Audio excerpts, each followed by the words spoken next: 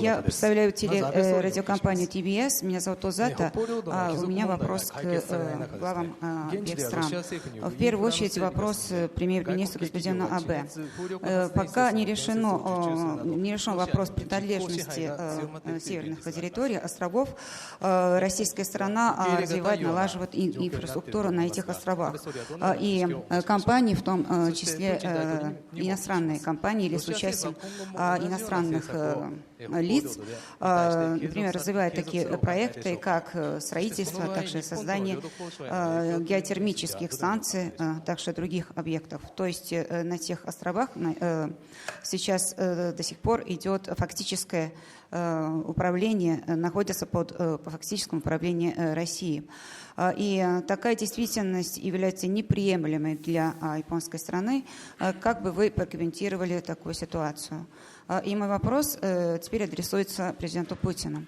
Россия и в дальнейшем будет продолжать намеренно или планирует продолжать такую политику в тех землях?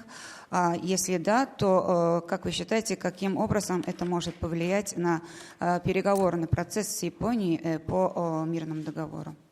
Да, что касается текущей ситуации, это не совпадает и неприемлемо, не совпадает с позицией японской стороны.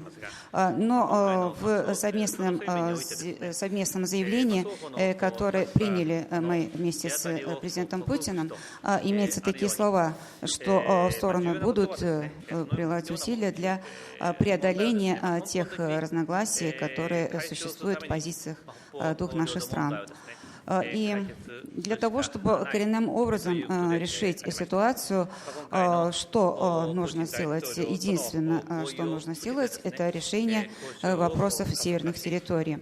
И мы с господином президентом Путиным на этот раз договорились о том, что будем ускорять весь этот переговорный процесс. Это означает, что мы будем ускорять переговорный процесс по мирному договору. Я посмотрел, вы добросовестно зачитали этот вопрос по бумаге. Я бы попросил вас передать тем, кто вам его продиктовал, следующее. Эта проблема досталась, не мы ее создали, она досталась нам из прошлого. Почти 100 лет назад. И мы искренне хотим ее решить. На приемлемых условиях для обеих сторон. Если вы хотите нам помочь, то это возможно. Нужно создавать условия доброжелательного друг к другу отношения и создания обстановки доверия. А если вы хотите помешать, что тоже возможно, то можете продолжать задавать жесткие прямые вопросы, на которые всегда будете получать такие же жесткие прямые ответы. Ну а как иначе? В данном случае хочу сказать, что на этих территориях проживают такие же граждане Российской Федерации, как и все другие наши граждане, проживающие где угодно. Мы обязаны о них думать, обязаны думать о уровне их жизни. А официальная позиция Российской Федерации по заключению мирного договора хорошо известна. Но мы сегодня собрались не для этого, а для того, чтобы возобновить переговоры по мирному договору и искать пути решения этой проблемы. Аригато.